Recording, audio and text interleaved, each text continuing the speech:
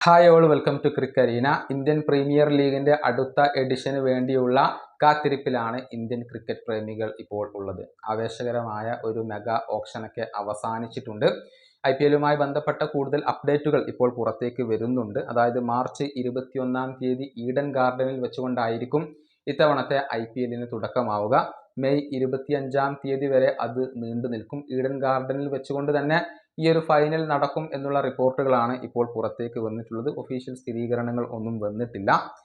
ഏതായാലും ഈ IPL-ന് വേണ്ടിയുള്ള ക്യാപ്റ്റന്മാർ ആരൊക്കെയാണ് എന്നുള്ളത് ഏറെക്കുറെ വ്യക്തമായി കഴിഞ്ഞിട്ടുണ്ട്. 6 ക്യാപ്റ്റന്മാരാണ് ഇപ്പോൾ റെഡി ആയിട്ടുള്ളത്. ഏറ്റവും ഒടുവിൽ പഞ്ചാബിന്റെ ക്യാപ്റ്റൻ ആയിക്കൊണ്ട് ശ്രേയസ് അയ്യറെ പ്രഖ്യാപിച്ചിരുന്നു എന്നുള്ളതാണ്. ഏതായാലും നമുക്ക് ഈ 6 ക്യാപ്റ്റന്മാർ ആരൊക്കെയാണ് എന്നുള്ളത് പരിശോധിക്കാം.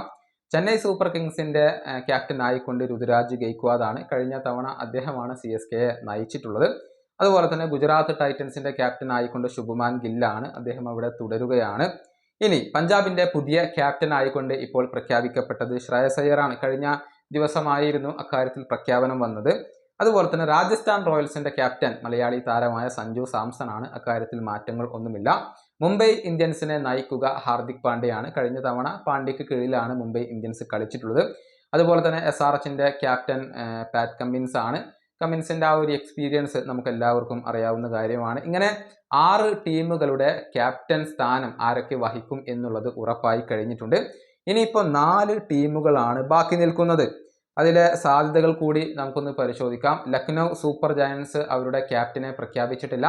പക്ഷെ അത് ഋഷഭ് പന്ത് ആയിരിക്കും എന്നുള്ളത് ഏറെക്കുറെ ഉറപ്പായി കഴിഞ്ഞിട്ടുണ്ട്. വലിയ തുക നൽകിക്കൊണ്ടാണ് പന്തിനെ LSG സ്വന്തമാക്കിയിട്ടുള്ളത്. അക്കാര്യത്തിൽ ഇനി എന്തെങ്കിലും മാറ്റം സംഭവിക്കുമോ എന്നുള്ളതൊക്കെ കാത്തിരുന്ന് കാണേണ്ട കാര്യമാണ്. അതുപോലെ തന്നെ ഡൽഹി ക്യാപിറ്റൽസിന്റെ ക്യാപ്റ്റൻ ആരായിരിക്കും എന്ന കാര്യത്തിൽ സംശയങ്ങൾ നിലനിൽക്കുന്നുണ്ട്. KL രാഹുലിന് ഇപ്പോൾ വലിയ രൂപത്തിലുള്ള സാധ്യതകൾ കൽപ്പിക്കപ്പെടുന്നുണ്ട്. അതേസമയം അക്സർ പട്ടേൽ അവിടെ ഉണ്ട്. അദ്ദേഹത്തിനും വലിയ സാധ്യതകൾ ഇപ്പോൾ കൽപ്പിക്കപ്പെടുന്നുണ്ട്. ഈ രണ്ടിലൊരാളാവാനാണ് ഏറ്റവും കൂടുതൽ സാധ്യതകൾ ഉള്ളത്. ഇനി കൊൽക്കത്ത നൈറ്റ് റൈഡേഴ്സിന്റെ ക്യാപ്റ്റന്റെ കാര്യത്തിലും ഇപ്പോൾ സംശയങ്ങൾ നിലനിൽക്കുന്നുണ്ട്. വെങ്കടേഷ് അയ്യർ അവർക്ക് വേണ്ടി കളിച്ചിട്ടുള്ള താരമാണ്.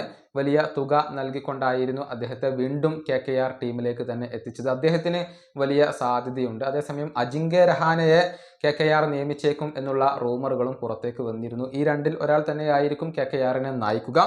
അതുപോലെ തന്നെ RCBയുടെ ക്യാപ്റ്റൻ ആരായിരിക്കും എന്നുള്ളത് വലിയ ഒരു ചോദ്യചിഹ്നമാണ്.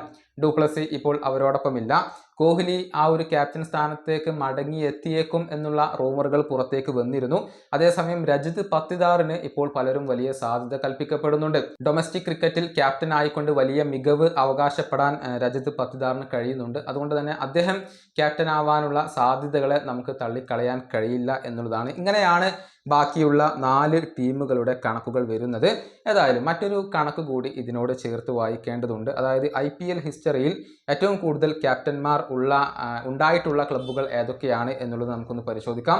1-ാം സ്ഥാനത്ത് പഞ്ചാബ് കിങ്സ് ആണ്. അവർക്ക് 16 ക്യാപ്റ്റന്മാരാണ് ഇക്കാലയളവിൽ ഉണ്ടായിട്ടുള്ളത്. നിരവധി ക്യാപ്റ്റന്മാർ അവർക്ക് ഉണ്ടായിട്ടുണ്ട്. ഇനി ഡൽഹി ക്യാപിറ്റൽസ് വരുന്നു 14 ക്യാപ്റ്റന്മാർ.